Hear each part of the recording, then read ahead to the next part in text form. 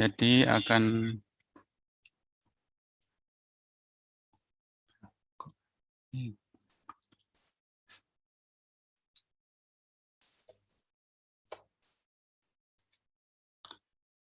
saya lanjutkan dulu ya kuliah untuk minggu ketiganya.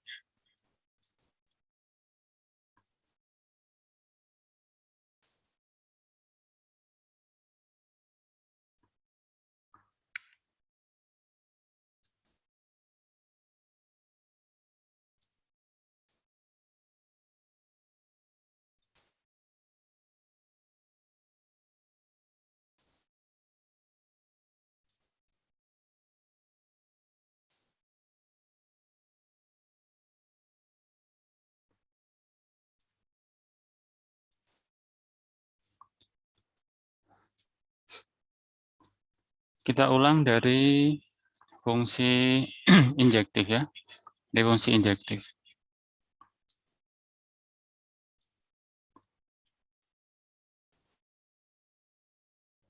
Fungsi injektif adalah ya dari fungsi injektif dari A ke B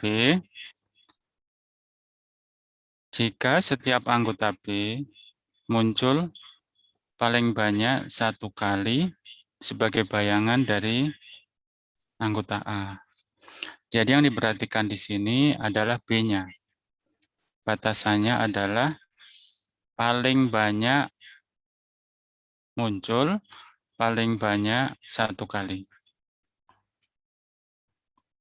Apakah boleh tidak muncul? Boleh ya. Tapi paling banyak hanya satu kali. Nah, sebagai contoh, misalkan A, himpunan 1, 2, 3, kemudian B-nya A, B, C, D, E. Ya.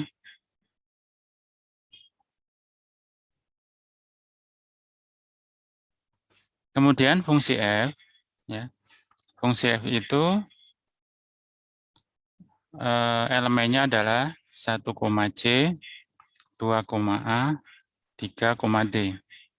Kalau namanya fungsi, ya pasti ya, 1, 2, 3 harus muncul semua, sebanyak satu kali.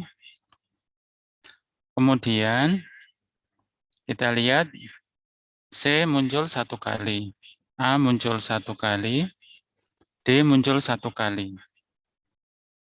Walaupun di sini B dan E-nya tidak muncul, tidak apa-apa. Karena tadi aturannya setiap anggota B muncul paling banyak satu kali. Sehingga fungsi F ini merupakan fungsi injektif. Nah sekarang kalau yang G sama dengan 1, A, 2, A, 3, E. Ini tidak injektif, ini bukan fungsi injektif. Kenapa? Karena di sini A munculnya 2 kali. Padahal aturannya adalah setiap anggota B muncul paling banyak satu kali. Gitu ya. Jadi fungsi injektif yang kita perhatikan adalah B-nya. Dengan aturan minimal muncul satu kali.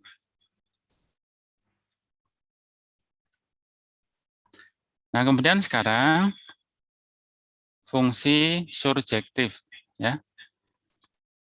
Nanti kaitannya fungsi surjektif ini dengan bilangan Stirling jenis kedua.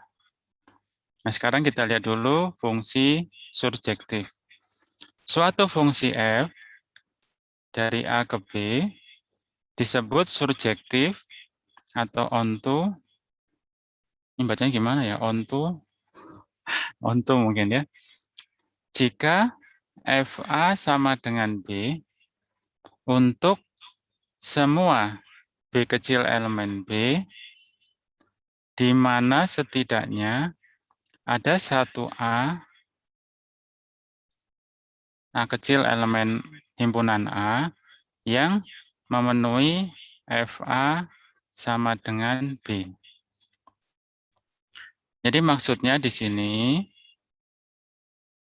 setiap elemen dari B untuk semua elemen B, untuk semua elemen B harus ada minimal satu elemen A yang memenuhi FA sama dengan B.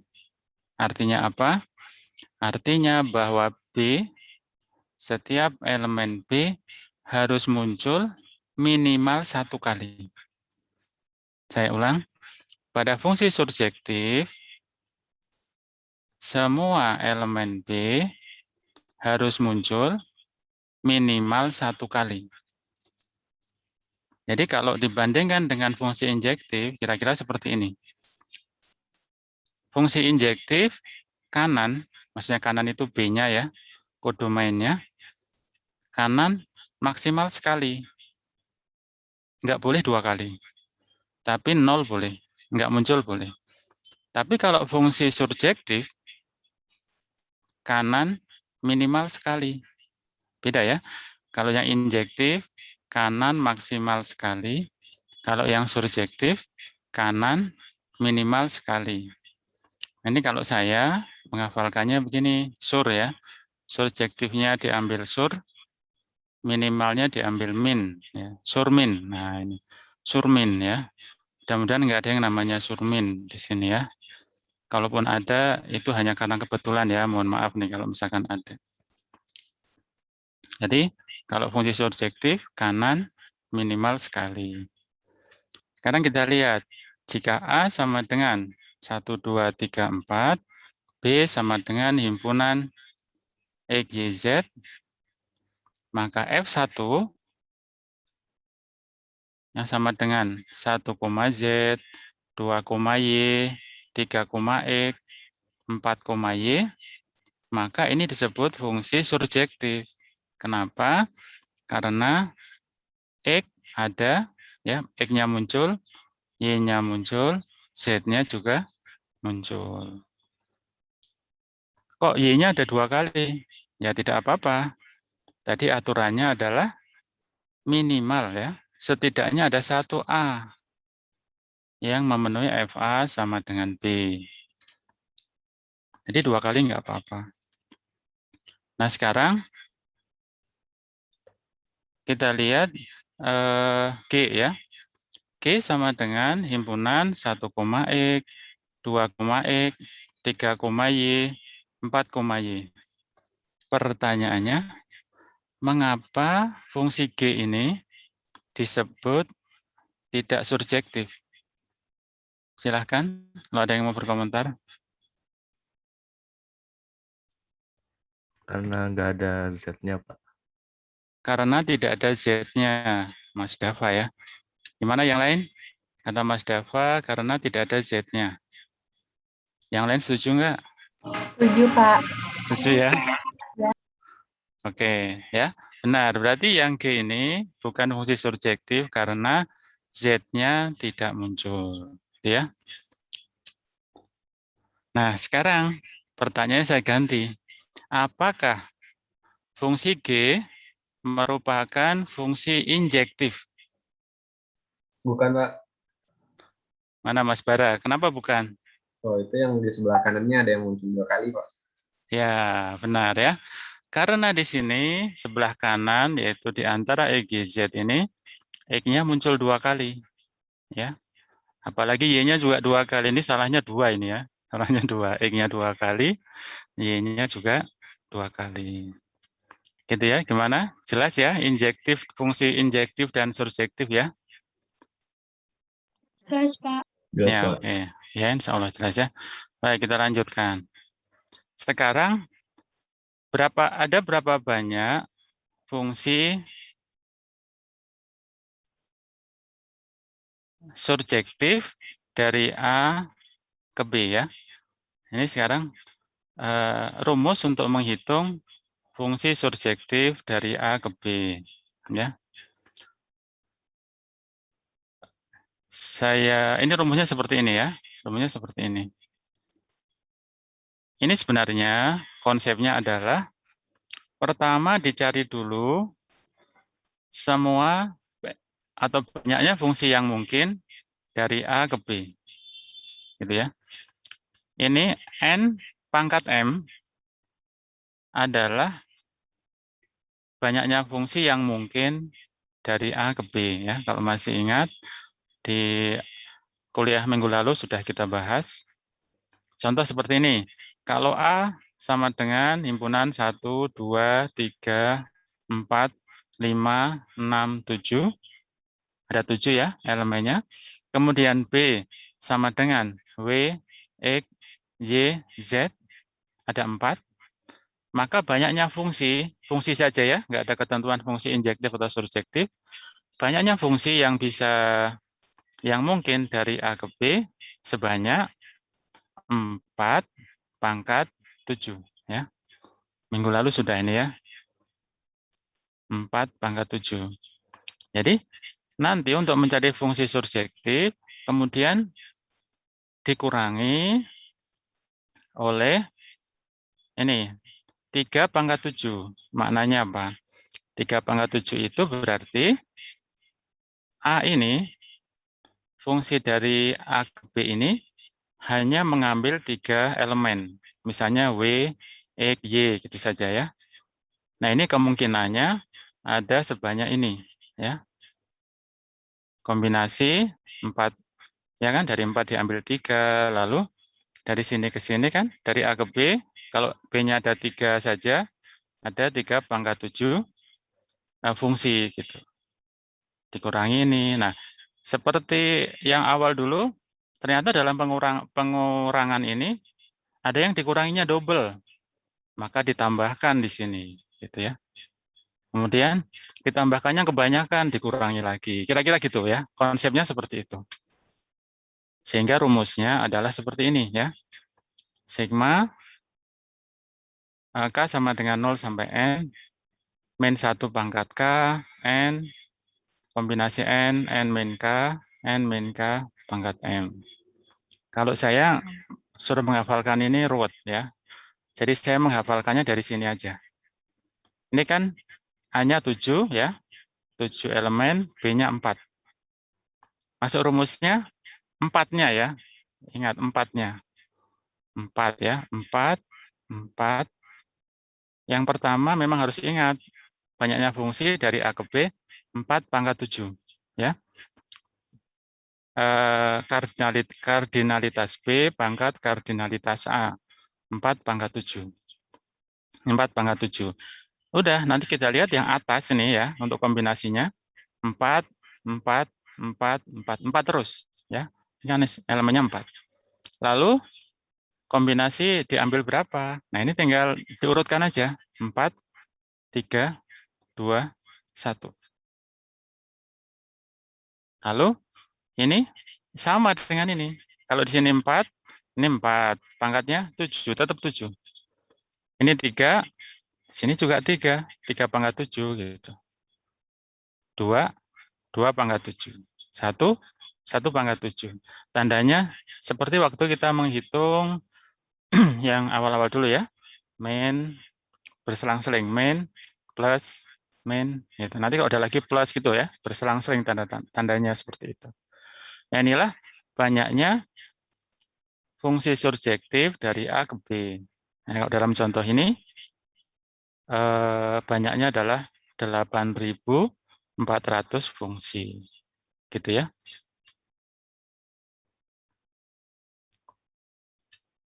Jadi rumusnya sebenarnya ini. Sigma K sama dengan 0 sampai N. Ingat bahwa N ini adalah kodomainnya ya, yang sebelah kanan ya. Perhatikan sebelah kanan. Jadi fungsi surjektif sudah, cara menghitung banyaknya sudah. Nah, sekarang contoh ya, contohnya. Misalkan sekretaris Himalcom terdiri atas 1 sekretaris umum dan 3 orang sekretaris bidang.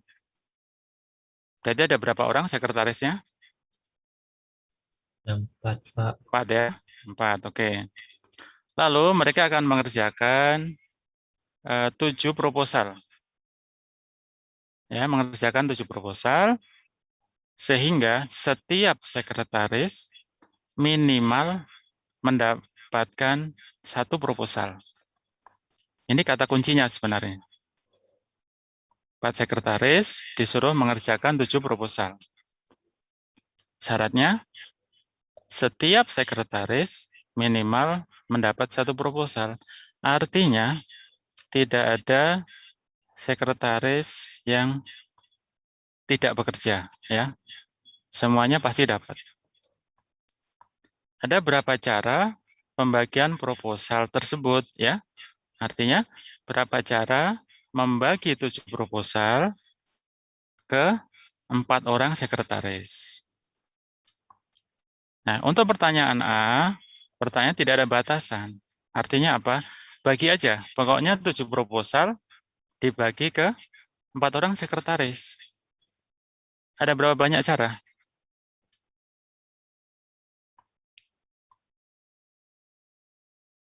7/4 bukan, Pak? Bukan, Oh, bukan ya? bukan Mas.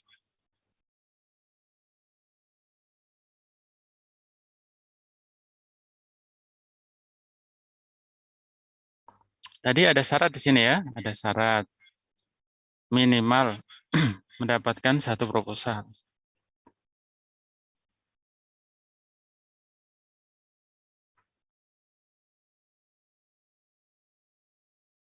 Ini sebenarnya adalah soal aplikasi dari fungsi surjektif tadi. Kalau kita ingat, pada fungsi surjektif, tadi kata kuncinya adalah kanan, apa tadi? Kanan minimal 1, ya. Ini ya. Fungsi surjektif kanan minimal sekali. Nah, sama dengan itu. Jadi ini adalah soal aplikasi dari fungsi surjektif tadi. Sehingga untuk pertanyaan A, jawabannya seperti ini, sama dengan ini. Sama dengan ini. Jadi ada 8.400 kemungkinan. Gitu. Jadi kan di sini tadi prinsipnya kalau yang ini yang dapat cuma 3 orang, gitu ya. Gitu. Jadi kan sebenarnya konsep menghitung ini adalah semua kemungkinan dikurangi yang mengerjakan proposal hanya 3 orang, yang ini. Lalu yang mengerjakan hanya 2 orang, yang ini. Lalu yang mengerjakan hanya 1 orang, gitu. Sebenarnya kalau dikaitkan dengan contoh yang tadi seperti itu. Sehingga jawaban untuk A adalah persis seperti ini, ya. 8.400.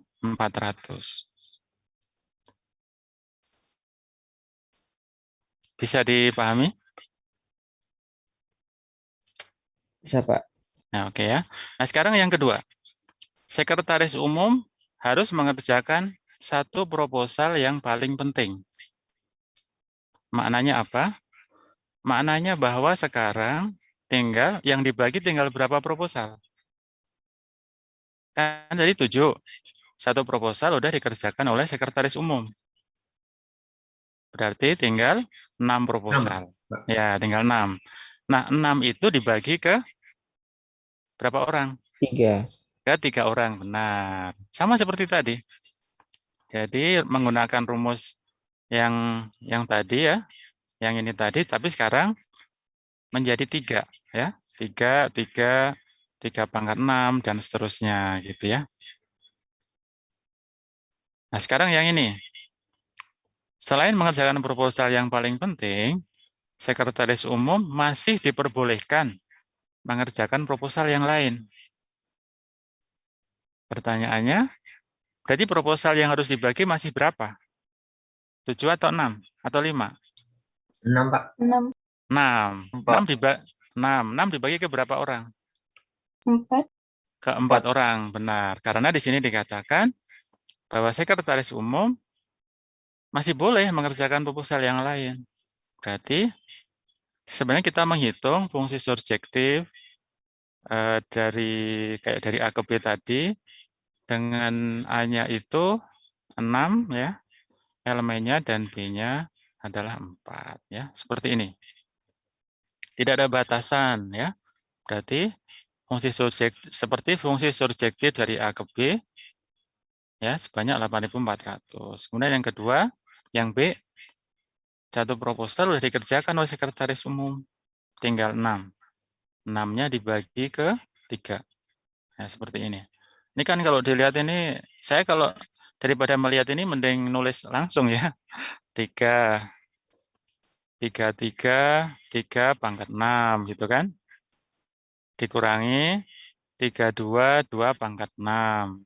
Ditambah 1 pangkat 6. Ya, lebih mudah itu. Kemudian ini yang 6 proposal dibagi ke 4 orang.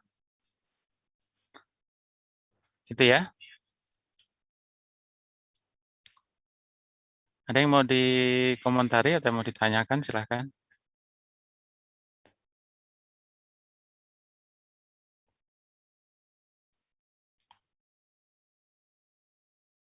Belum ya? Baik, kalau belum kita lanjutkan. Nah sekarang bilangan Stirling jenis kedua. Kasus yang tadi ya, membagi 7 proposal ke 4 sekretaris. Maka di situ sekretarisnya itu berarti berbeda-beda ya. Itu sama dengan prinsipnya membagi 4, misalkan ini ya, atau tadi itu membagi 7 objek ke dalam 4 wadah yang berbeda. Wadahnya beda-beda, gitu ya. Nah, sekarang perhatikan contoh ini. Misalkan A sama dengan A, B, C, D. Lalu B sama dengan 1, 2, 3. Ini kalau dihitung, ada sebanyak 36 fungsi surjektif. Ya. Percaya enggak? Enggak. Bisa dihitung ya. Kita anggap percaya aja biar cepat ya. Ada 36 fungsi surjektif. Nah, ini sama dengan kita membagi 4 objek ini ke dalam 3 wadah ya yang berbeda. Berbeda itu maksudnya kita tahu ini wadah 1, ini wadah 2, ini wadah 3 gitu ya. Bisa dibedakan dengan warna, bisa dibedakan dengan nomor, tapi yang jelas beda. Nah, sekarang bagaimana seandainya sekarang kita ubah nih ceritanya. 3 wadah ini ternyata sama. Wadahnya sekarang sama. Artinya kita tidak bisa membedakan ketiga wadah itu. Wadahnya sama persis. Jadi tidak ada lagi wadah ke-1, wadah kedua, wadah ketiga. Maka kita perhatikan 6 contoh ini ya. Yang pertama, AB masuk wadah pertama, C masuk wadah kedua, D masuk wadah ketiga. Ini anggap berbeda dulu, maaf, anggap berbeda dulu wadahnya. C masuk wadah 1, AB masuk wadah 2, D masuk wadah 3. Ya. Sampai 6 ini. Secara pembagian, sebenarnya ini sama aja, yaitu AB, C, dan D. Dibaginya kan gitu kan? AB, C, lalu D. Ini kan juga kan? AB, C, lalu D. Semuanya seperti ini. Nah, kalau wadah-wadah ini sekarang sama, maka ke-6 cara pembagian ini satu aja nih, bukan 6 lagi sekarang. Ya pokoknya AB, C, sama D. Udah.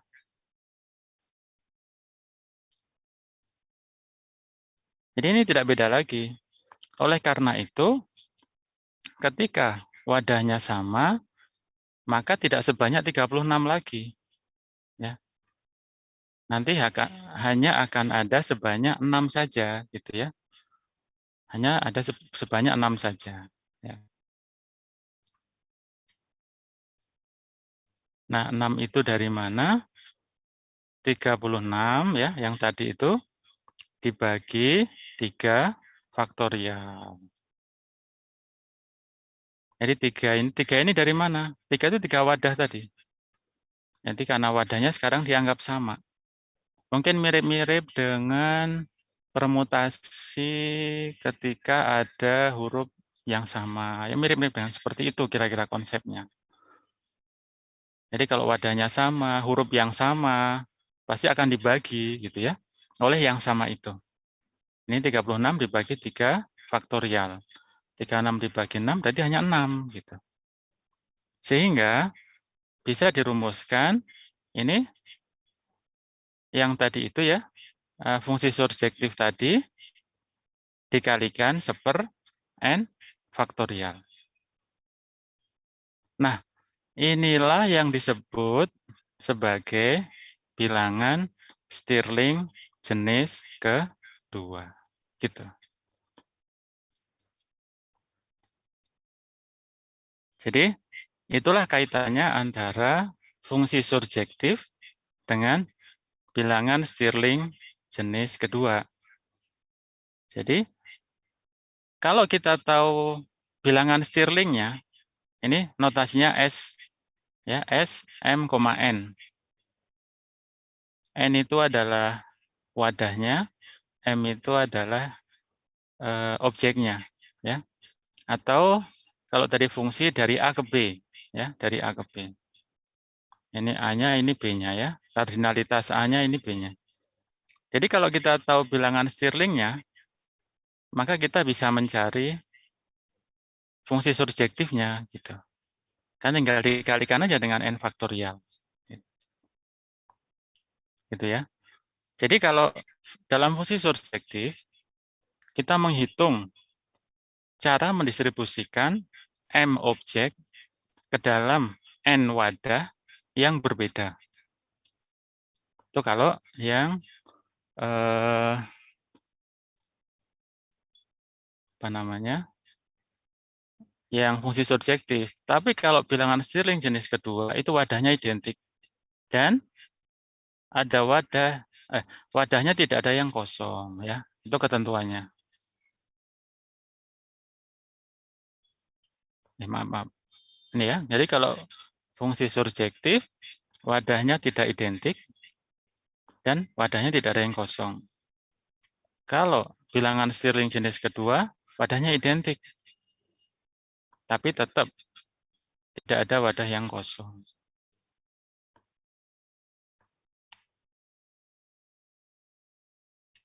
Nah, udah selesai nih ya. Kuliah ketiganya udah selesai. Sebelum dilanjutkan, ada yang mau berkomentar atau bertanya, silakan.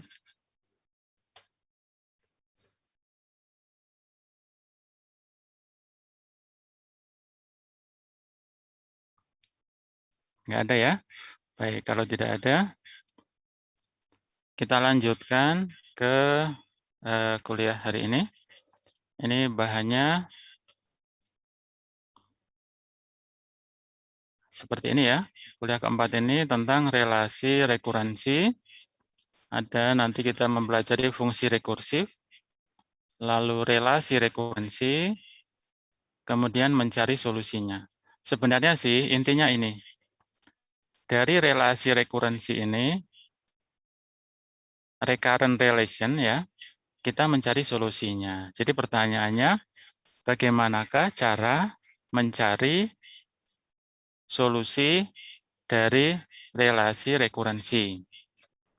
Hanya saja nanti di sini ada dua macam relasi rekurensi yang kita pelajari.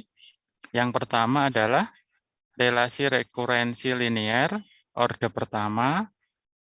Ini homogen ya, yang homogen. Kemudian relasi rekurensi linear homogen orde kedua dengan koefisien konstan. Ini yang terakhir ini udah seperti judul skripsi ya. Relasi rekurensi linear homogen orde kedua dengan koefisien konstan. Ya. Ini udah seperti judul skripsi. Jadi intinya apa? Intinya kita mencari solusinya ini. Baik, sekarang kalau saya tanya, sudah pernah mendengar istilah rekursif?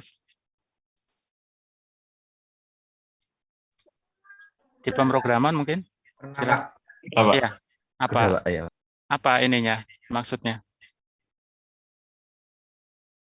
memanggil dirinya sendiri, Pak. Ya, itu. Jadi intinya materi hari ini itu sebenarnya kita mempelajari fungsi yang memanggil dirinya sendiri. Jadi nanti di dalam fungsi itu akan memanggil fungsi itu lagi, ya. Dan nanti merupakan satu barisan, ya, barisan bilangan. Nah, solusinya itu apa? Solusinya itu adalah satu rumus untuk menghitung AN, ya, A yang ke N, tetapi tidak lagi menggunakan rekursifnya gitu. Rekursifnya hilang gitu. Kira-kira seperti itu, ya. Baik, saya pindah ini dulu. Oh, sebentar. Nanti di sini ini saya catatkan, ya, apa namanya? Sebenarnya minggu lalu sudah ada yang menanyakan ini. Nanti saya share lah ininya, ya. PowerPoint-nya ini kalau ingin mempelajari dari bukunya Pak Grimaldi, ya. Saya share-nya ganti dulu, ya.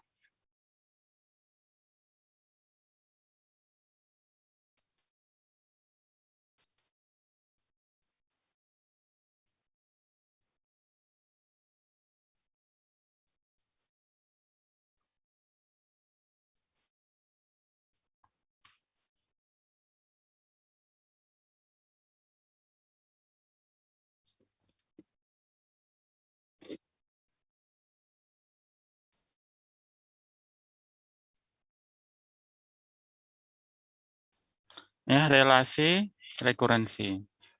Yang pertama, kita mengenal istilah rekursif, ya. Tadi sudah pada tahu lah, ya. Suatu objek dikatakan objek rekursi jika didefinisikan dalam terminologinya sendiri, ya. Proses rekursi dapat dikatakan sebagai proses pengulangan menggunakan terminologi diri sendiri, ya. Yang tadi, fungsi yang memanggil dirinya sendiri, bukan memanggil orang lain. Ini contoh gambar ini, ya kan? Misalkan gambar ini, ya ini juga. Ini yang di dalam ini, ya ini juga gitu. Ya, dia memanggil dirinya sendiri. Kemudian yang ini juga, ya, dia memanggil dirinya sendiri. Baik, sekarang ada 3 barisan bilangan di sini. Barisan bilangan pertama, barisan bilangan integer non negatif 2, 4, 6, 8, dan seterusnya. Fn sama dengan 2n. Untuk semua n elemen bilangan cacah. Yang kedua, barisan bilangan 5, 15, 45, 135, dan seterusnya. Yang ketiga, barisan bilangan 0, 1, 1, 2, 3, 5, dan seterusnya. Barisan bilangan kedua dan ketiga merupakan baris bilangan rekursif. Mengapa?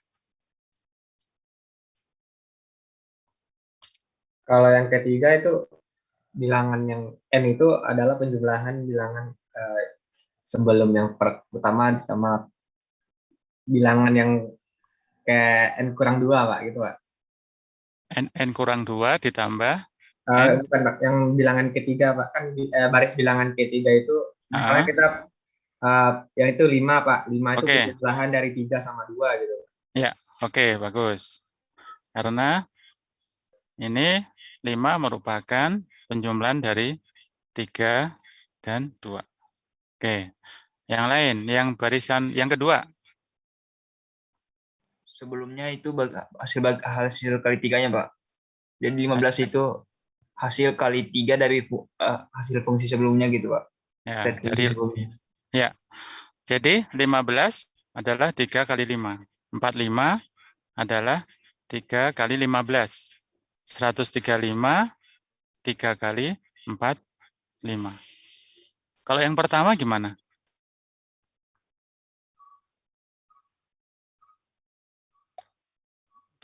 Baris bilangan rekursif bukan? Yang pertama. Bukan, Pak. Karena Nggak ada hubungannya sama bilangan sebelumnya, Pak. ya, yang ada cuma satu ini. Dari 2 ke 4. Setelah itu tidak ada lagi. Harusnya kalau ini 2, 4, harusnya berapa di sini? Suku ketiganya berapa? Salah satu kemungkinan aja. Kalau dari 2 ke 4, kan dikalikan 2. Mungkin 8, Pak. Harusnya 8 gitu ya. Kalau seperti itu, dia menjadi fungsi rekursif. Jadi kita lihat bahwa pada contoh baris bilangan yang kedua, 5, 15, 45. 15 ini 3 kali 5. Di mana 5 itu adalah nilai fungsi itu sebelumnya gitu ya. Nilai fungsi sebelumnya. Lalu 45, 3 kali 15. 15 juga nilai fungsi itu sendiri gitu ya. Itu yang disebut dengan fungsi yang memanggil dirinya sendiri.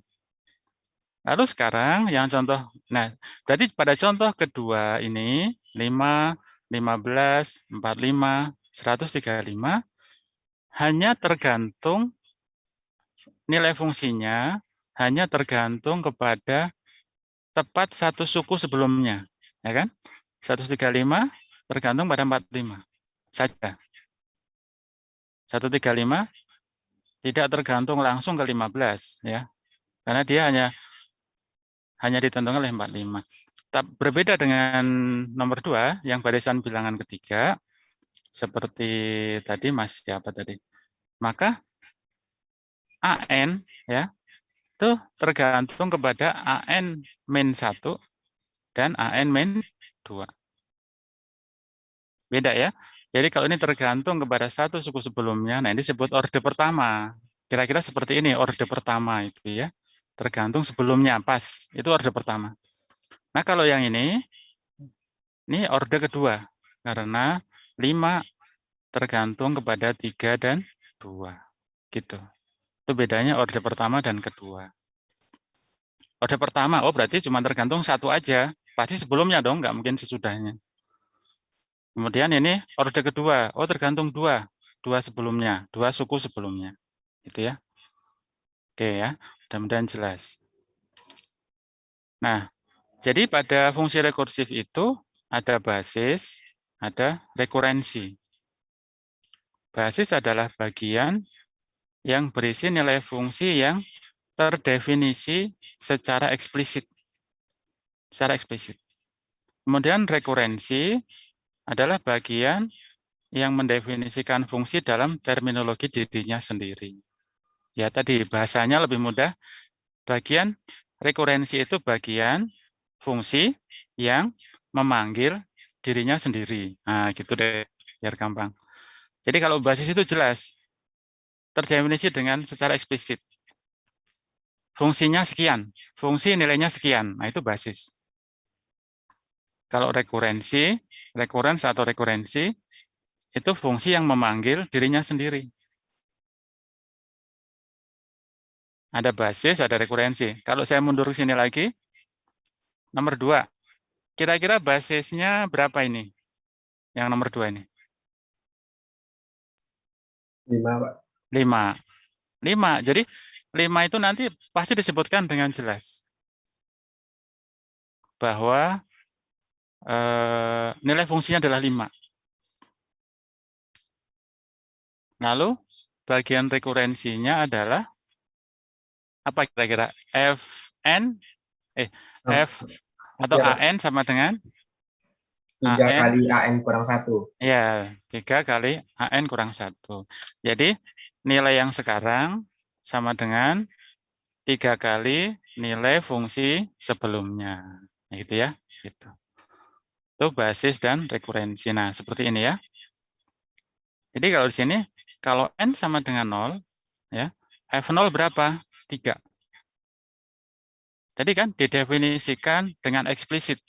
Dan ini memang harus ada 3. Gitu. Lalu, bagian rekurensi yang memanggil dirinya sendiri. Yang ada Fn-nya lagi. Gitu. Tentu saja, bukan Fn, tapi Fn min 1. 2 kali Fn min 1 ditambah 4. Ini misalnya ya. Untuk N lebih dari sama dengan 0. Jelas ya? Jadi ada dua bagian. Pada fungsi rekursif itu ada basis, ada rekurensi. Nah, sekarang kalau ditanya misalkan, berapakah F4? Berapa nilai dari F4? 108. Ya, maksudnya caranya gimana? Ada dua cara di sini. Ya, pertama kita hitung seperti ini, satu-satu ya. Memang harus hitung satu-satu ini. Cara pertama ini, F3 dulu, F4 sama dengan, kan rumusnya ini ya, 2 kali F3 tambah 4. F3 itu berapa? 2 kali F2 tambah 4. F2 itu berapa? 2 kali F1 tambah 4. F1 itu berapa? 2 kali F0 tambah 4. F0 berapa? 3. Baru kita hitung balik lagi. Ya, balik lagi sehingga dapat 108. Jadi ini masuk rumus baru angkanya. Kalau yang sebelah kanan langsung kita hitung. F0 3. Berarti F1-nya ya 2 kali 3 tambah 4 10. F2-nya 2 kali 10 tambah 4 ya. Rumusnya ini sampai dapat F3 sama dengan 108.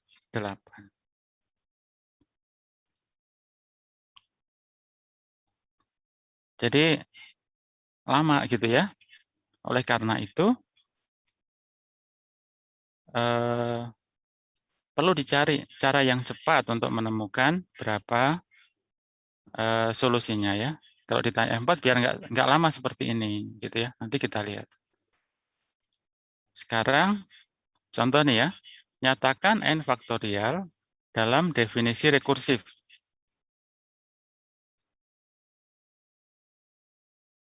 Berarti harus ada fungsi yang memanggil dirinya sendiri ya. Gitu. Ya. Contohnya adalah seperti ini.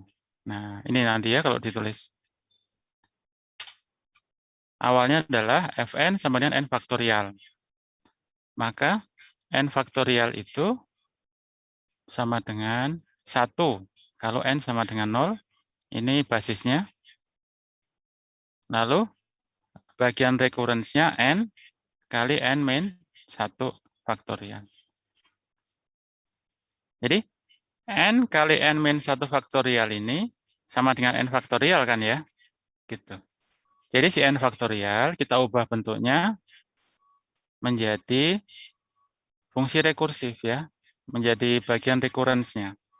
N kali n min 1 faktorial. Di sini ada fungsi faktorial, di sini ada fungsi faktorial, ya sudah, berarti ini adalah menghitung faktorial menggunakan definisi rekursif. Gitu.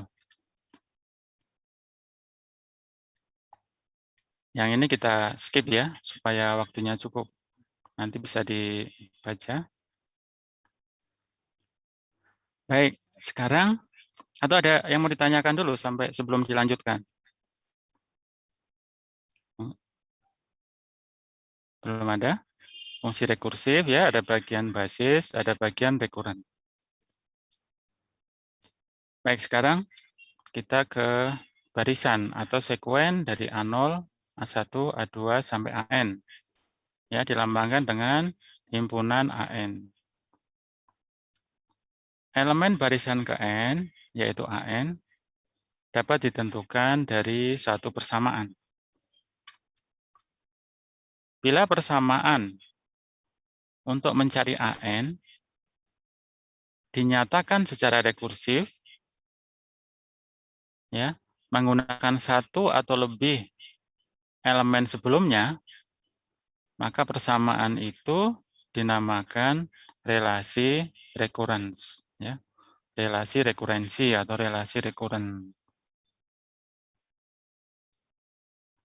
Jadi kalau dalam menghitung AN, itu kita menggunakan AN lagi, AN-1 misalnya, maka itu disebut relasinya rekurens. Ya. Contohnya ini, AN sama dengan 2 kali AN-1. Berarti nilai AN ditentukan oleh A sebelumnya, ya, tambah 1. Kemudian AN sama dengan AN-1 ditambah 2 AN-2. Berarti ini ditentukan oleh dua suku atau dua elemen sebelumnya. Ya, seperti yang tadi, yang contoh ketiga. Tapi bukan ini rumusnya ya, maksudnya ditentukan oleh dua suku sebelumnya. Kalau ini ditentukan oleh satu suku sebelumnya. Yang ini juga oleh dua suku sebelumnya. Jadi ini dinamakan relasi rekurensi ya. Gitu. Dan ingat bahasan kita terkait dengan barisan ya, adalah barisan. Jadi relasi rekurensi adalah persamaan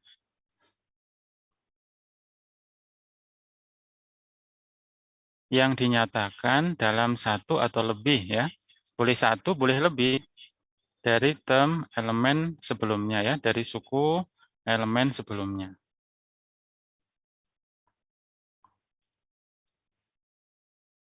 Nah, kemudian ada yang disebut sebagai solusi dari sebuah relasi rekurensi.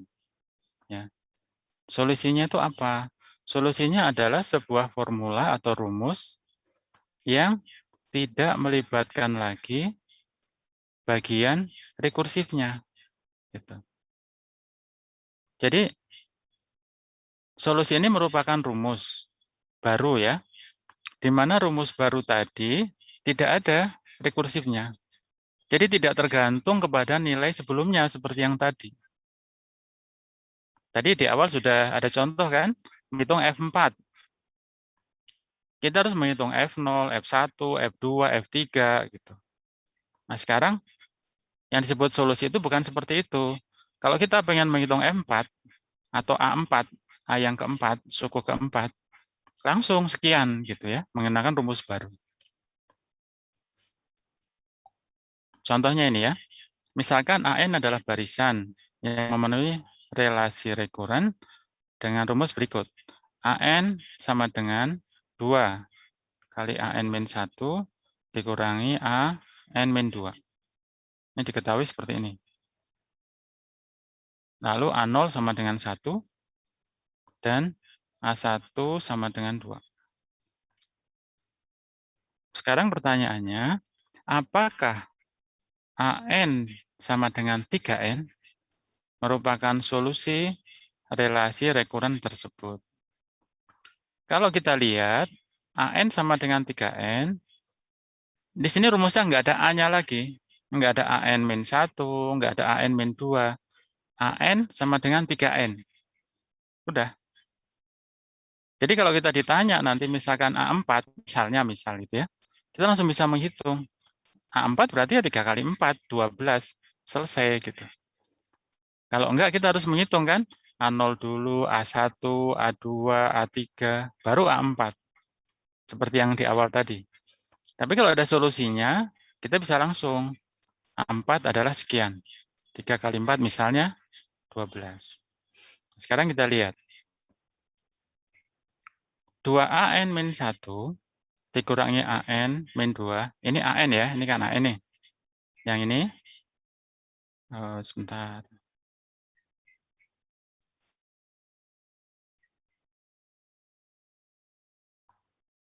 Ini ya, ini dari sini ya. Ini adalah AN ya, berarti ini adalah AN. Lalu, ini kita masukkan. AN sama dengan 3N. Kalau AN-1 berapa? AN-1 berarti, kalau AN 3N. Kalau AN-1? 3 kali N-1. Ya, 3 kali N-1. Gitu. Jadi 3 kali N-1 dari mana? Dari AN-1. Kok bisa? Iya, karena AN sama dengan 3N. Sama ya, ini juga. 3 kali N-2 ya, ini dari sini. AN-2 itu menjadi 3N-2. Gitu.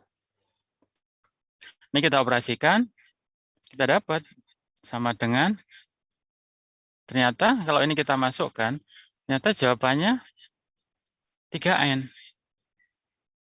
Loh, kok 3N? Berarti kalau gitu sama dengan AN. Berarti benar dong. Berarti 3N adalah solusi dari relasi rekuren tersebut. Jadi kita membuktikan bahwa kalau nilai 3N ini kita masukkan ke rumus ini, ternyata, oh benar, hasilnya 3N. Oleh karena itu, maka 3N, ya, AN sama dengan 3N merupakan solusi dari relasi rekurensi tersebut. Gimana? Bisa dipahami?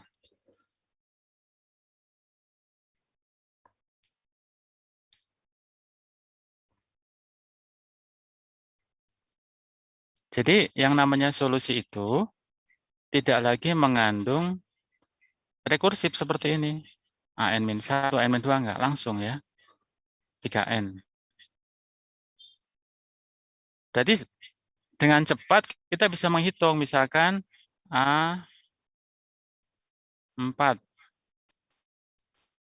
Berarti A4 berapa?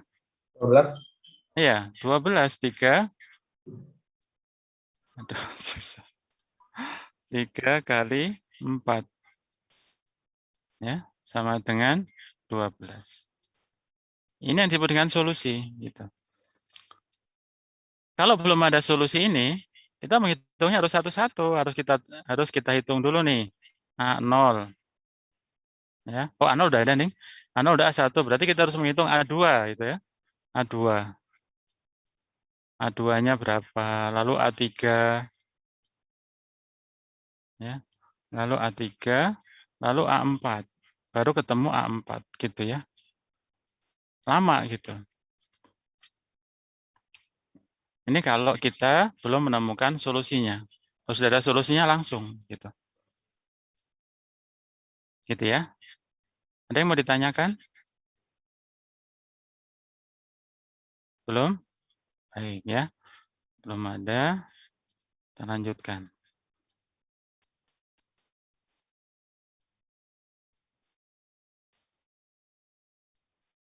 Kayaknya ada cara yang cepat ya. Hapusnya gimana?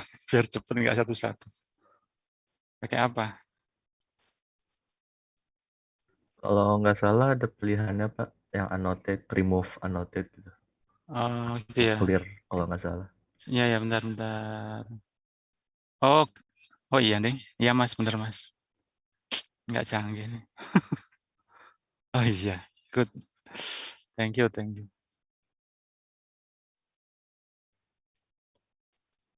Nah, sekarang soalnya beda lagi sekarang. Sekarang AN sama dengan 2 pangkat N. Apakah AN sama dengan 2 pangkat N merupakan solusi relasi rekuren AN sama dengan 2 kali AN-1 dikurangi AN-2. Ya. Sama seperti tadi. 2 pangkat N ini kita masukkan. Ya.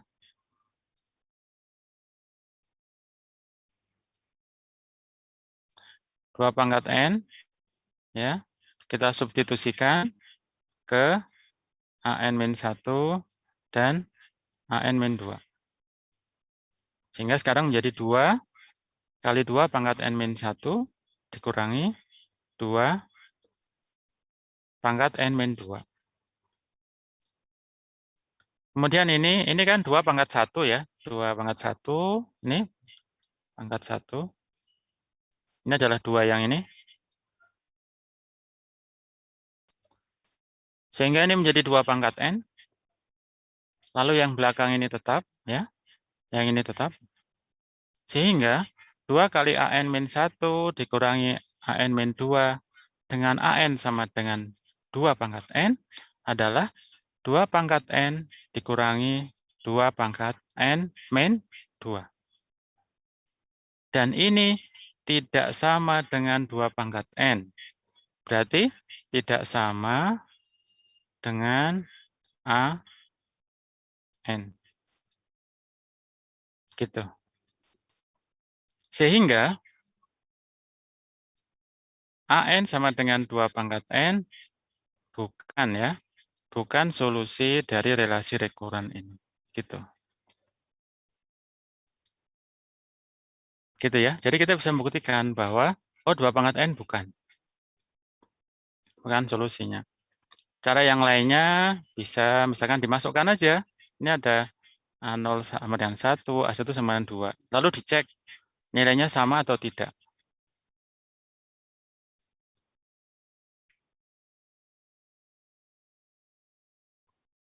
Kalau kita lihat A2 ya. A2 dengan menggunakan rumus yang ini, A2-nya sama dengan 3. Tapi kalau A2 menggunakan rumus yang ini, ternyata sama dengan 4. Beda. Sama ya, berarti dia bukan solusi. Tapi hati-hati, karena A0-nya 2 pangkat 0 berapa? A0 itu dia 2 pangkat 0, 2 pangkat 0. 2 pangkat 0 1. Dan itu sama dengan ini. Ya, hati-hati, harus teliti nanti. Lalu A1-nya, ini kan 2. Ini juga, A1-nya juga 2. Gitu. Ya, jadi hati-hati. Nanti pas, sama Pak berarti. Sama berarti solusi ya, ternyata tidak. Begitu kita masukkan 2 ya, N sama dengan 2, 4. 2 pangkat 2, 4. Sementara A2-nya adalah 3 dengan menggunakan rumus yang ini. Gitu ya. Jadi untuk membuktikan sebuah kesalahan, bisa kita tunjukkan satu contoh yang salah. Tapi membuktikan kebenaran tidak bisa dengan contoh. Ya, itu kan prinsip di nanti induksi ya, di induksi di induksi atau apa. Tapi yang jelas seingat saya, kalau kita ingin membuktikan kesalahan bisa dengan contoh. Ini salah satu contoh, ini salah, berarti salah. Tapi membuktikan kebenaran tidak bisa dengan contoh.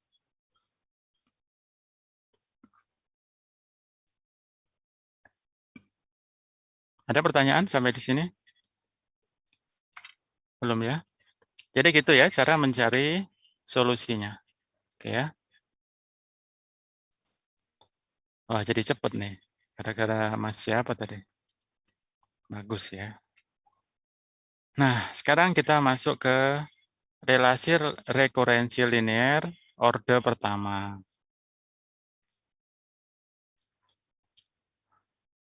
Jadi, barisan yang di awal kita bahas tadi, 5, 15, 45, 135, ini disebut sebagai progresi geometrik. Ya. Progresi geometrik itu apa? Adalah barisan tak hingga A0, ingat ya dari 0 ya, A0, A1, A2, A3, di mana pembagian setiap suku dengan tepat suku sebelumnya adalah konstan. Gitu. Jadi barisan progresi geometrik adalah barisan tak hingga A0, A1, A2, A3, di mana pembagian setiap suku dengan suku sebelumnya, tepat satu suku sebelumnya, itu merupakan bilangan konstan. Merupakan konstanta. Itu namanya progresi geometrik. 15 dibagi 5, 3. 45 dibagi 15, 3. 135 dibagi 45, 3. Ini disebut progresi geometrik. Kemudian R-nya, pembagian tadi, ya, rasionya antara satu suku dengan suku sebelumnya disebut sebagai rasio bersama. Atau kalau di bukunya Pak Grimaldi disebut sebagai common ratio. Mungkin itu diterjemahkan sebagai rasio bersama itu ya. Kalau nggak salah ini ya, common ratio.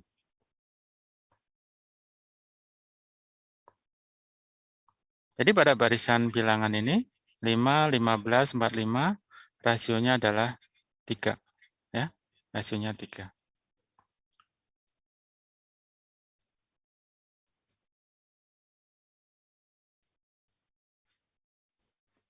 kemudian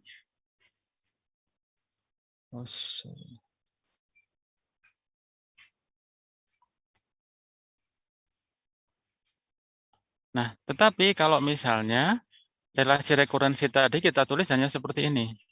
AN plus 1 sama dengan, kok 3N ya?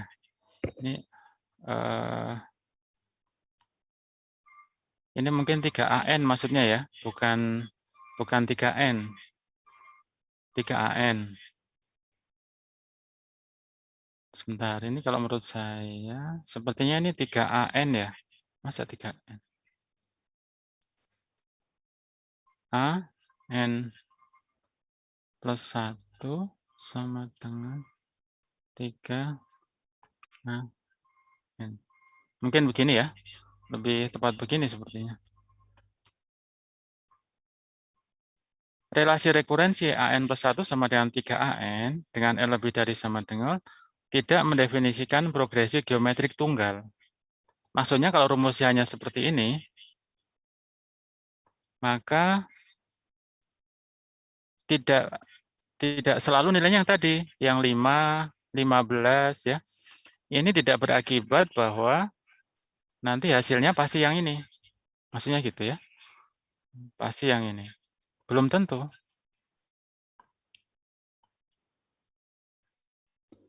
Karena ini kan juga bisa 3, 9, 27, 81 dan masih banyak lagi yang lain.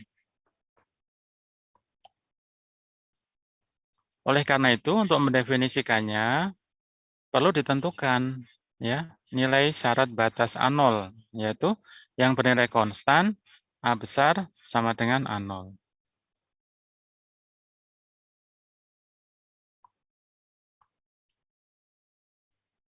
Jadi harus ada dulu nanti nilai awalnya berapa, kira-kira gitu. Nilai awalnya berapa. Kemudian relasi rekurensi ini AN plus 1 sama dengan 3 kali AN. Saya ini cenderung AN ini ya. Kita gunakan yang ini aja. Silakan diralat ya. Kalau menurut saya kok saya lebih cenderung yang ini ya. AN plus 1 sama dengan 3 AN merupakan relasi rekurensi dengan koefisien konstan. Maksudnya ini kan 3 ya. 3-nya ini konstan jelas. Ini sebuah konstanta 3. Bahwa suku selanjutnya adalah 3 kali dari suku sebelumnya. Jadi disebut koefisien konstan karena koefisiennya tetap. Di sini contohnya 3. Kemudian, jika AN plus 1 hanya bergantung pada tepat satu suku sebelumnya, dikatakan memiliki orde pertama, ya seperti tadi, yang saya sebutkan tadi. Seperti ini kan, 3, 9, 27. 9 hanya tergantung pada 3. 27 hanya tergantung pada 9. Ini orde pertama. Ya. Jadi koefisien konstan karena koefisien ini ya, 3 ini ya. 3, nilai 3 ini.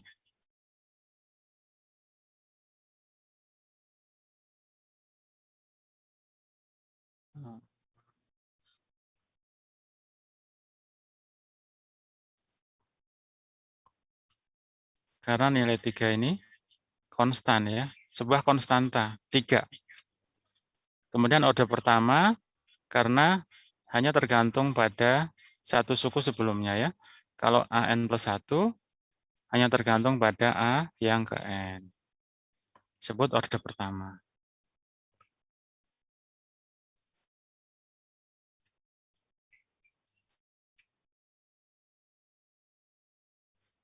Nah, sehingga solusi umum dari relasi rekurensi adalah seperti ini. Ya. AN sama dengan A D pangkat N. Ya, di mana D itu adalah apa tadi namanya? D itu adalah rasio umumnya. Ya. A1 sama dengan D kali A0. A2 sama dengan D kali A1. A1 sama dengan D kali A0.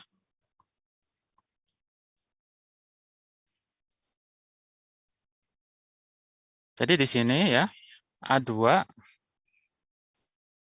D-nya 2 kali. A3, D-nya ada 3 kali.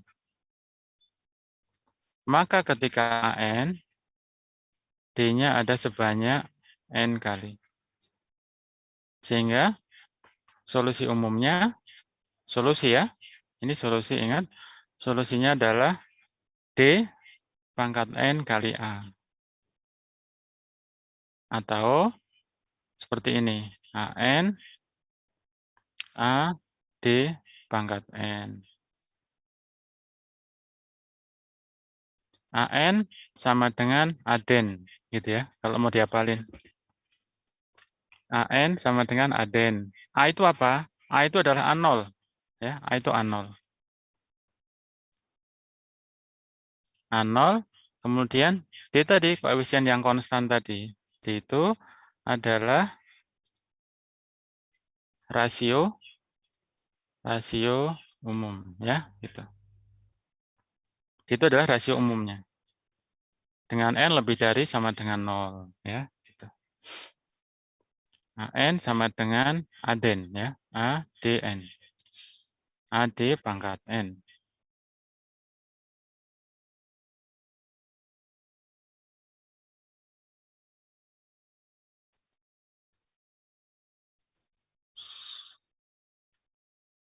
Nah, contohnya ini sekarang.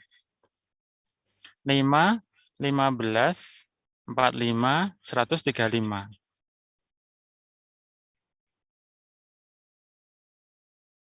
Ini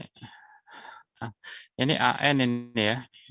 Nanti silakan diganti ya. AN plus 1 sama dengan 3 kali AN ya. 3 kali AN. N-nya lebih dari sama dengan 0. A0-nya berapa? 5 ya. Jadi A0 adalah suku pertamanya.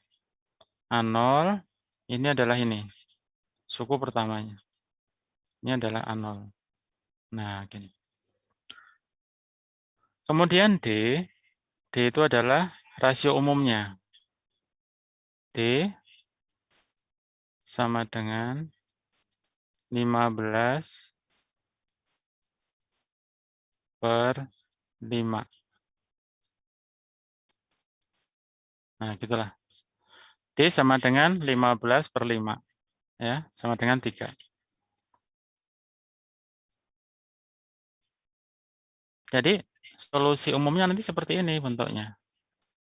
AN sama dengan 5 kali 3 pangkat N. Tinggal dimasukkan berapa N-nya. Kalau N-nya 0, maka A0 adalah 5 kali 3 pangkat 0 ya. 3 pangkat 0 kan 1. Berarti sama dengan 5. Gitu. Jadi kalau progresi geometrik, solusinya seperti ini. A, D, pangkat N. Itu ya. Ada yang mau ditanyakan? Belum ada.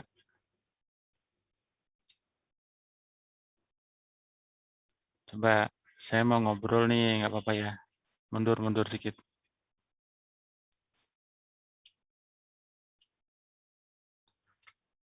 Perhatikan barisan ini. 3, 9, 27, 81. Tapi kejauhan nanti ya. Enggak jadi ya. Tadi saya mau minta menghitung A. Atau kalau disebutkan aja, kalau seperti ini, ya rumusnya seperti apa? Tadi ya, saya mau meminta salah satu untuk menjawab.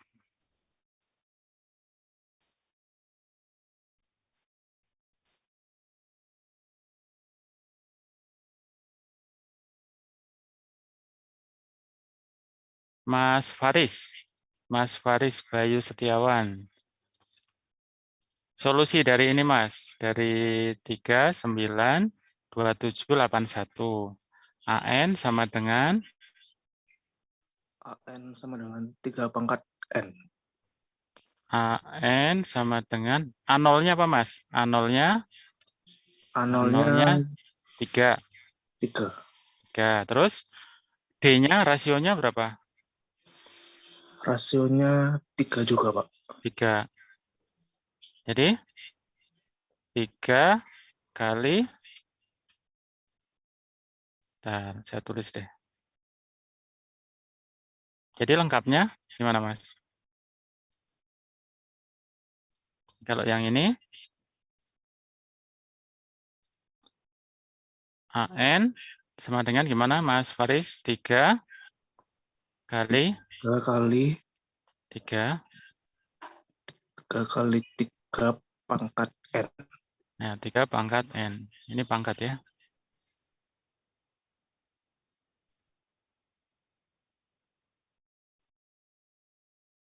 Kalau ditulis 3 pangkat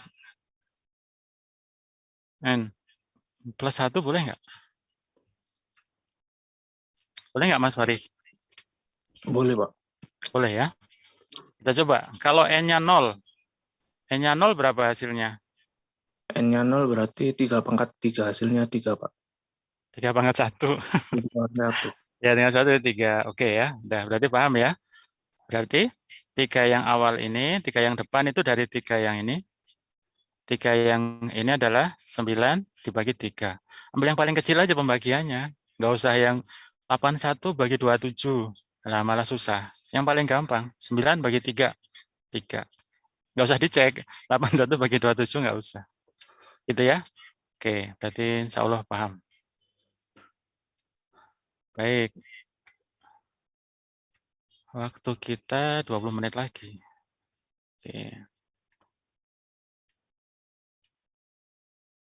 Ini skip ya. Skip. Nah, kadang-kadang ada relasi rekursi yang bentuknya bukan linear. Ya. Contohnya ini, AN plus 1 kuadrat sama dengan 5 kali AN kuadrat. Nah ini yang namanya tidak linear, karena dia kuadratik. AN plus 1 kuadrat. Jadi ini A kuadrat sama dengan 5 kali AN kuadrat. Ya. Ini bukan linear. Ya. Ini bisa kita buat menjadi linear. Caranya gimana? A kuadratnya kita ubah. Kita ganti menjadi B. Bn sama dengan A kuadrat N. Sehingga ini berubah dari A kuadrat N plus 1 sama dengan 5 A kuadrat N menjadi Bn plus 1 sama dengan 5B. Jadi linear gitu. Ya, gitu. Jadi bisa diubah dulu menjadi linear. Oke, nah sekarang istilah tadi ya homogen. Homogen itu seperti apa? Tadi ya, relasi recurrence linear orde pertama dengan koefisien konstan. Ini ya contohnya ini. AN plus 1 ditambah C kali AN. Ya. Ini orde pertama, hanya ada AN plus 1 dan AN. Ini linear, karena AN plus 1 dan A-nya pangkatnya 1. Linear. Koefisiennya konstan. Mana C? Ya, C aja. Ya. Satu konstanta C. Kalau Fn ini nilainya 0. Saya ulang ya. Kalau bentuk ini, AN plus 1 tambah C kali AN sama dengan 0, maka relasi ini disebut homogen. Kapan dia homogen? Kalau Fn sama dengan 0.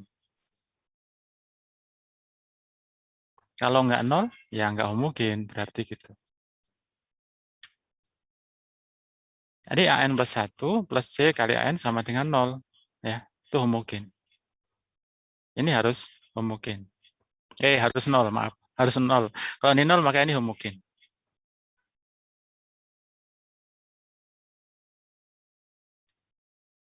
Ini skip dulu. Nah, relasi recurrence yang homogen itu bisa berbentuk seperti ini. Perhatikan, AN, ya, AN sama dengan C1, AN-1. C2, AN-2. Sampai C yang ke K, AN-K. Perhatikan bahwa setiap ada koefisien, itu ada suku AN-nya. C1 AN-1, C2 AN-2, K AN-K. Gitu ya. Dan C-nya tidak sama dengan 0. Kalau seperti ini juga dikatakan homogen. Bingung nggak? Tadi di sini bilangnya begini. AN plus 1 plus CAN sama dengan 0. Ini homogen. Terus di sini bilangnya AN sama dengan ini homogen. Mana yang benar? Ada yang mau berkomentar? Saya tulis yang di sana tadi ya. Yang di sana tadi bentuknya begini. AN. Agak saya pisahin aja ya. AN plus 1 plus C kali A. Ini karena saya nggak bisa subscribe ya, tulisnya begini. Sama dengan 0. Ini homogen. Di depan tadi bilangnya begitu, ini homogen. Lalu di sini bilangnya AN sama dengan C1 kali N-1 plus C2 kali N- sampai CK kali AN-K. Ini homogen. Jadi yang benar gimana, yang homogen itu seperti apa? Silahkan kalau ada yang mau berkomentar.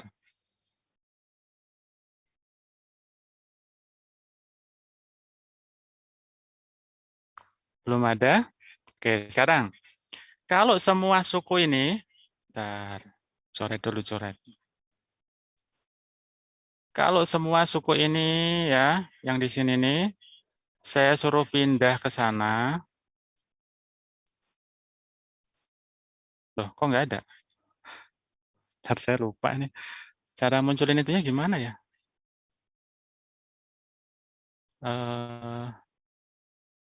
Bentar, saya bingung nih. Bentar dulu. Nih, kalau semua suku yang ini, saya suruh pindah ke sana. Habis ya, semuanya ikut ya. Ini semuanya ikut pindah ke sana. Maka di sebelah kanan ini nanti nilainya apa? Di sini nilainya apa? 0, Pak. Iya, 0. nilainya 0. Sama nggak dengan ini? Sama Pak kayaknya. Sama. Ya itu makanya. Jadi, kalau bentuknya seperti ini, atau seperti ini, itu sebenarnya sama bentuknya. Artinya, di sini nggak ada begini loh, nggak ada misal begini nih. Saya tulis contoh yang tidak ya. Nah, begini, A, N plus 1 ditambah C, A, N plus 2. Nah, misalkan seperti ini. Atau ini deh. Nah, seperti ini misalnya. A, N plus 1 ditambah C kali AN sama dengan 2.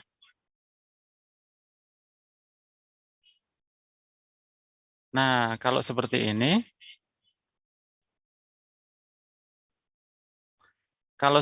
maka ini tidak homogen. Gitu. Ya.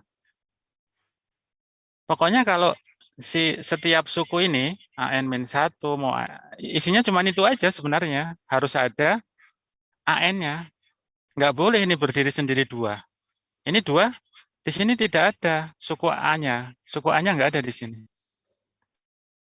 Maka ini tidak homogen. Ya. Yang ini tidak homogen, yang ini. Ini tidak homogen. Gitu ya. Oke, kita lihat contoh ya. Kita lihat contoh. Nih ya. Nih, saya juga mau ngobrol nih.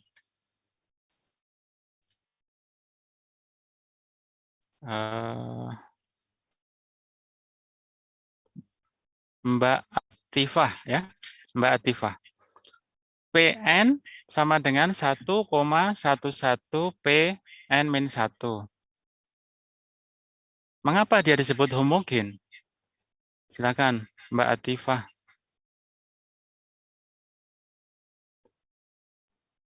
Iya, Pak. Ya, ini PN sama dengan 1,11 PN-1 itu disebut homogen. Mengapa disebut homogen? Karena angka itu dikali sama angka sebelumnya, Pak. Karena angka itu yang mana itu angka itu? Yang 1,1111.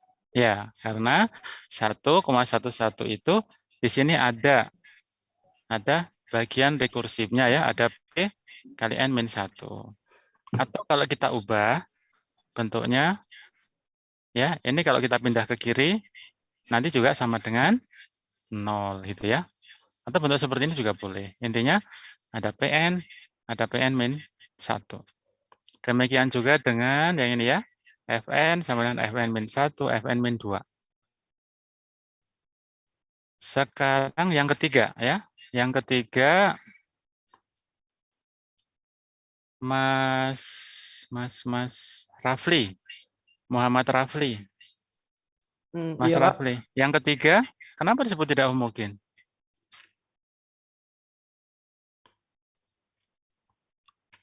Kenapa disebut tidak homogen? Nomor 3, Pak ya? Ya, nomor 3. Karena ini AN oke. 2AN-1. Ada masalah nggak 2AN-1? Koefisiennya Pak ya? Di N kurang satunya. Koefisien tidak masalah, Mas. Ini di sini juga tidak masalah. Di sini tidak masalah. Yang di sini, Mas. Ini ada masalah nggak kira-kira? Ada Pak di bagian ininya ya, yang A pangkat 2. Ya, ya. Jadi di sini bentuknya adalah A kuadrat, N-2. Tadi kan kita bicara tentang linier ya. Kalaupun, berarti ini kan ada 2 nih. Ada A N-2 kali A N-2. Berarti kalau AN-2 yang 1 kita anggap sebagai koefisien, maka koefisiennya tidak konstan. Ya, tidak konstan, makanya dia tidak homogen. Oke.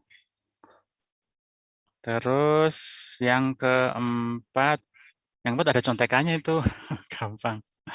Yang keempat, nggak apa-apa ya, walaupun ada contekannya kan nggak apa-apa.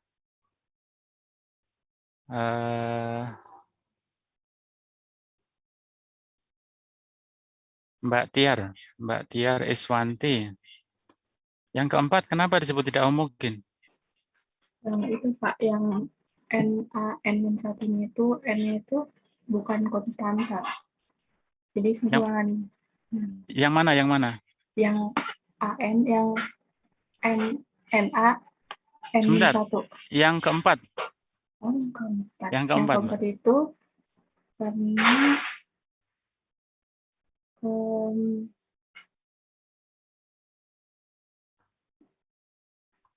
yang ininya yang terakhirnya bukan Pak? Iya, yang terakhirnya. Ya, karena dia -1 saja. Ya. Karena dia -1 saja, tidak ada suku hanya ya. H berapa? HN-2 misalnya. Ya kan? Dia hanya 1. Nah, ini yang menjadi salah. Jadi dia tidak homogen. Gitu ya. Itu yang homogen. Yang ini benar. Jadi ya, AN karena N-nya ini bukan konstanta. Ya, N ini berubah-ubah tergantung N di sini. Maka ini juga tidak homogen. Oke. Oke, berikutnya.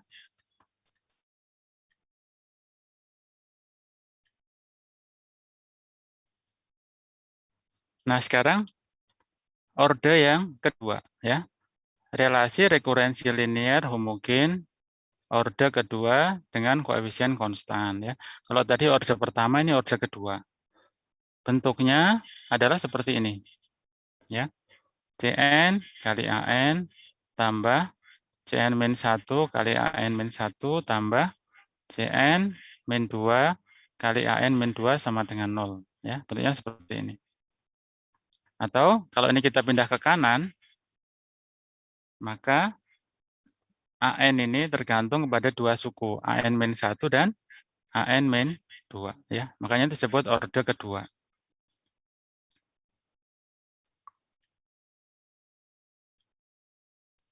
Kemudian untuk solusinya, ya, untuk mencari solusi dari ini, dari orde kedua ini, maka solusinya bentuknya adalah seperti ini. AN sama dengan C R pangkat N. Ya. R itu apa? R itu rasionya. Ya. R itu rasio. R itu adalah rasionya. Kemudian C itu konstanta juga.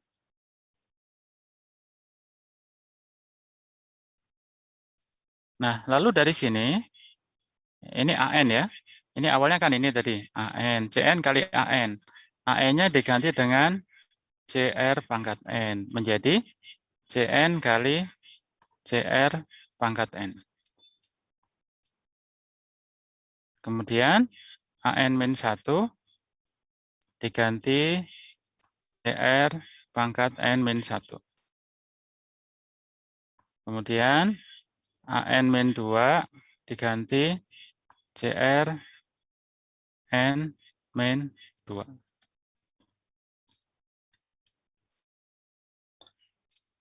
Nah, kemudian karena C dan R tidak sama dengan 0, maka ini bisa kita hilangkan. C-nya bisa kita coret. C-nya kita coret. Ya. Sehingga sekarang bentuknya kalau N sama dengan 2, untuk N sama dengan 2, maka ini menjadi Cn R kuadrat. Ini ya, Cn R kuadrat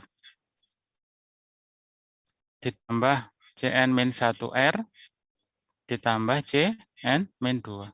Di mana ini merupakan persamaan kuadrat seperti yang sudah kita kenal.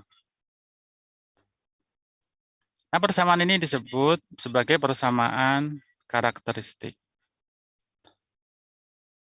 Nah, di sini nanti kita akan menemukan 3 macam akar ya, R1, R2, ada 3 kemungkinan.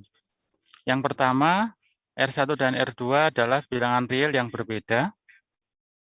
Yang kedua, R1 dan R2, 2 bilangan kompleks yang berpasangan. Yang ketiga, R1 dan R2 adalah 2 bilangan real yang sama. Nah, nanti kita lihat kalau dia berbeda, hasilnya seperti apa ininya, solusinya. Kalau dia bilangan real yang sama, hasilnya seperti apa.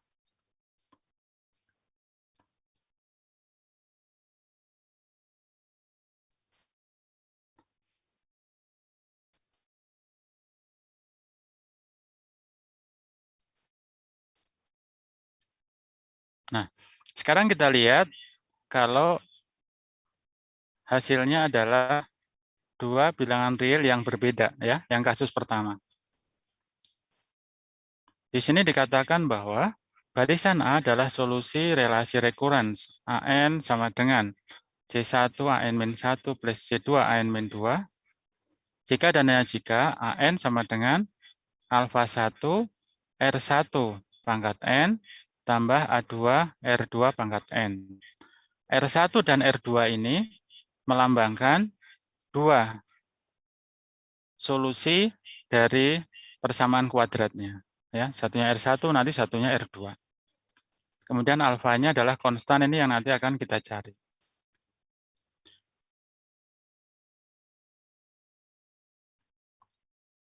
Ini teoremanya seperti ini. Lalu soalnya seperti ini.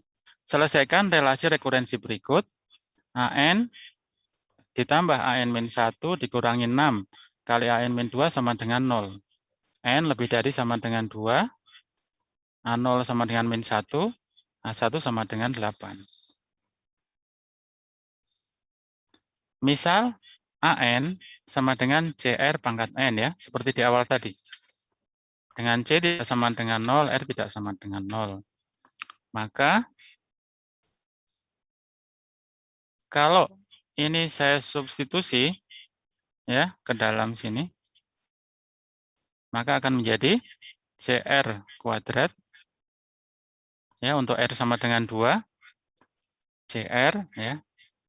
Ya kan, ini kan CR pangkat 2 min 1 jadi CR tambah 6C. Kemudian karena ini sama dengan 0, C-nya bisa hilang ya, bisa kita hilangkan sehingga tinggal ini. Dari sini kita cari akarnya. R-2, R plus 3. Jadi kita dapat akarnya. R12, R2-nya min 3.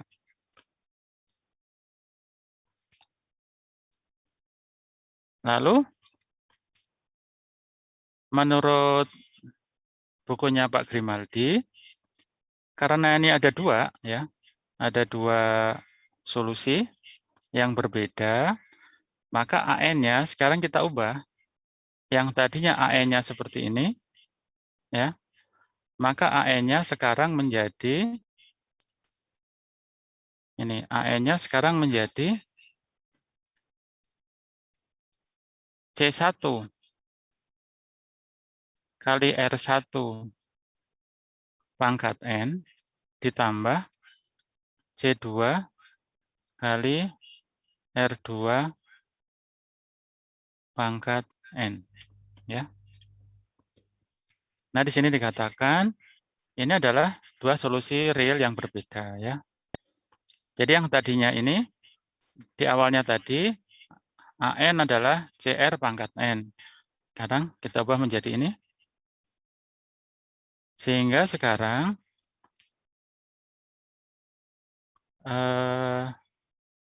kita bisa memasukkan nilai AN ini, A0 dan A1. Untuk A0 kan sama dengan min 1. Berarti ini ya, yang ini.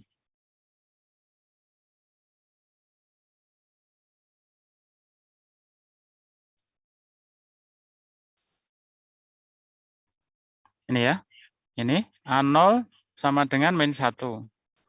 Ini, min 1 sama dengan A0. Kalau kita masukkan ke sini, ya. Ini N-nya 0, maka di sini 2 pangkat 0, 1. Min 3 pangkat 0, 1. Sehingga tinggal A0 sama dengan, min 1 sama dengan C1 tambah C2. Lalu sekarang yang kedua, A1 sama dengan 8. Yang ini. Kita masukkan ke sini. A1, C1, 2 pangkat 1. Berarti 2 kali C1. Min 3 pangkat 1. Berarti min 3 kali C2. Jadi kita punya 2 persamaan sekarang. Min 1 sama dengan C1 plus C2. 8 sama dengan 3C1 min 3C2. Jawabannya, hasilnya adalah C1-nya 1, C2-nya min 2. Sehingga rumus AN-nya adalah, solusinya adalah AN, C1-nya kan 1 di sini. Jadi tinggal 2 pangkat N dikurangi 2 ini, min 2. Min 2 kali min 3 pangkat N. Dengan N lebih dari sama dengan 0. Kuncinya adalah, untuk kasus R yang berbeda, maka dalam mencari solusinya, AN-nya adalah ini. Gitu. Baik, sampai di sini. Ada yang mau ditanyakan? Itu Pak, saya Iya. masih bingung cara dapetin C1 sama dengan 1, C2 sama dengan min 2. dari yang 8 sama dengan 1 sama dengan itu, Pak? Ini Mas, pakai apa substitusi atau pakai eliminasi, Mas? Oh. Iya, pakai eliminasi. Jadi ini kan min 1 sama dengan C1 tambah C2. Yang di sini 8 sama 8. dengan 2C1 dikurangi 3C2. Minus C. Kalau misalnya kita pakai substitusi, Oh iya. C1 sama dengan min 1 dikurangi C2. Ya kan? Dimasukkan ke sini, dapat. Gitu. Oh, ya, oke, Pak. Ya, oke. Tapi apa namanya tipsnya ini. Jadi kalau akarnya berbeda, maka AN-nya ini loh yang penting. AN-nya sama dengan C1 R1 pangkat N ditambah C2 R2 pangkat N. Nah, R1 R2 ini yang ini tadi yang kita cari tadi, akar-akarnya tadi. Gitu. Jadi ini sebenarnya soal yang apa ya, kalau nanti soal seperti ini jelas gitu loh. Ya caranya seperti ini gitu. Gitu kira-kira gitu. Kan tadi ada 3 kasus kan. R1 R2-nya bilangan real yang berbeda. Yang kedua bilangan apa tadi? Bilangan kompleks. Yang ketiga bilangan real yang sama. Nanti yang kita bahas hanya yang A dan C saja. Jadi ini kalau bilangan realnya berbeda, min 1 dan 8. Maaf, 2 dan min 3. Ada lagi? Belum? Baik, satu lagi ya, satu lagi. Nah, sekarang untuk kasus di mana akarnya sama ya. Yang akarnya sama. Nih, jadi misalkan R kuadrat min C1R min C2 sama dengan mempunyai akar kembar R0. Akarnya R0 ya, akarnya sama. Barisan AN adalah solusi relasi recurrence AN sama dengan ini ya. Jika dan ya jika AN sama dengan alfa 1 R0 pangkat N ditambah alfa 2 N kali R pangkat N. Nah, di sini ada N ya, ada N lagi di sini. Alfa 2 N R0 pangkat N. Untuk N sama dengan 0, 1, 2. Dengan alfa 1 dan alfa 2 adalah konstan. Jadi nanti kita mencari ini. Kan nanti R-nya dapat dari persamaan kuadratnya. R0-nya kan berarti cuma satu nilai. Jadi nanti kita akan mencari berapa alfa 1 dan alfa 2-nya gitu. Kalau tadi sebelumnya kita mencari apa? C1 dan C2 sama sih sebenarnya. Ini kan lambangnya aja alfa 1 alfa 2. Sama dengan tadi C1 C2 gitu. Tentukan solusi relasi rekuren berikut. AN sama dengan 6AN-1 min 9AN min 2. A01, A1-nya 6. Ini ya, ini tadi soalnya saya tulis lagi, ini kecil tapi ya. Seperti ini. Nah, persamaan karakteristiknya adalah R kuadrat dikurangi 6R ditambah 9. Ya. Paham ya ini dari mana ya? AN ganti R kuadrat. Ya. AN min 1 ganti R. Udah itu aja dari persamaan ini. Lalu dari sini dapat kan? Kita faktorkan. Dapat nih R sama dengan 3. Nah, ini ada R0-nya. Dari sini kita masukkan ke solusinya. AN sama dengan alfa 1 R0 pangkat N tambah alfa 2 N R0 pangkat N. AN sama dengan alfa 1 3 pangkat N tambah alfa 2 N kali 3 pangkat N. Lalu kita punya nilai tadi A0 sama dengan 1, A1 sama dengan 6. Jadi sebenarnya bentuk yang ini tadi udah sama dengan yang sebelumnya tadi. Tapi kalau di sini, ini sama. 3, ini 3 juga. Kalau yang tadi kan bukan ya, tapi ini ke bawah sebenarnya udah sama prosesnya. Kita lihat yang diketahui apa. Ternyata A0 dan A1. A0 1. Ya udah berarti nolnya masukkan ke sini. 3 pangkat 0, 1. 3 pangkat 0, 1. Lalu N di sini 0 kan? Maka ini hilang ini berarti. Sehingga tinggal alfa 1. Alfa 1 sama dengan 1. Lalu A1-nya sama dengan 6. Alfa 1, 3 pangkat 1, alfa 2, 1 kali 3 pangkat 1 dapat ini. Ya udah kan, tinggal dimasukkan. Alfa 1-nya 1, maka alfa 2-nya adalah 1 juga. Ya, dapat ini. Kalau sudah, kita kembalikan ke persamaan yang ini. Sehingga hasilnya adalah AN sama dengan 3 pangkat N plus N kali 3 pangkat N. Ada yang mau ditanyakan?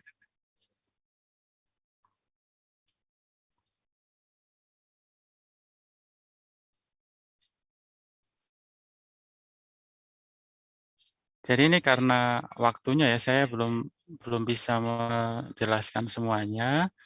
Jadi dari 3 kemungkinan tadi, saya hanya menyampaikan 2. Nanti yang kasus kedua ini bisa dipelajari sendiri ya. Tadi saya hanya menyampaikan yang R1 dan R2 adalah 2 real yang berbeda, dan R1 dan R2 adalah 2 real yang sama.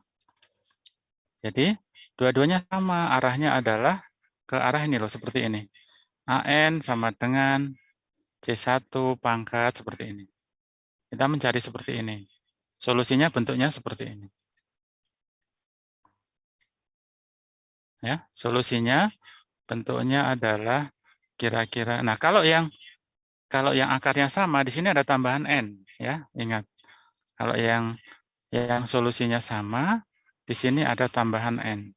Ini ya, ini bedanya di sini. Kalau yang bilang realnya berbeda, kasus pertama itu hanya seperti ini. Alfa 1 R1 pangkat N tambah alfa 2 R2 pangkat N. R-nya beda. Kalau R-nya sama, ada tambahan suku N. Dari sini dimasukkan ke yang diketahui, ya, sehingga mendapat 2 persamaan. Kita selesaikan dengan eliminasi, dengan substitusi ya, sehingga mendapatkan nilai alfanya. Dapat deh AN-nya. Gitu, kira-kira. Yang mau ditanyakan? Jelas enggak ya? Mudah-mudahan jelas. Mudah-mudahan. Baik, ada yang mau berkomentar? Belum ada? Oke ya. Ini saya juga telat lagi 10 menit ya. Baik, jadi saya mengajar sampai pertemuan ini ya, 2, 3, 4 ini. Kemudian berikutnya nanti dengan Pak Mustafa. Nah, untuk ya semacam kisi-kisi untuk apa namanya? Untuk ujian. Nanti saya akan membuatkan, nanti saya diingatkan ya. Kalau lupa, saya akan membuat semacam latihan soal ya. Latihan soal, mungkin ada 1 contoh soal, lalu bagaimana mengerjakannya. Kemudian di bawahnya saya akan berikan soal latihan ya, beberapa soal latihan. Nah, kalau saya ditanya, Pak, kisi-kisinya UTS seperti apa? Ya seperti itu, seperti apa yang ada di soal latihan ya, gitu. Kira-kira seperti itu. Baik, ada yang mau berkomentar atau mau bertanya? Tidak ada? Oke ya. Kalau begitu, kita akhiri untuk kuliah hari ini ya. Terima kasih sudah hadir di kuliah pagi ini. Semoga tetap sehat, kuliahnya lancar ya, dan lulus tepat waktu. Sekian dulu. Assalamualaikum warahmatullahi wabarakatuh. Waalaikumsalam. Waalaikumsalam warahmatullahi warahmatullahi wabarakatuh. wabarakatuh. Terima kasih banyak Bapak. Banyak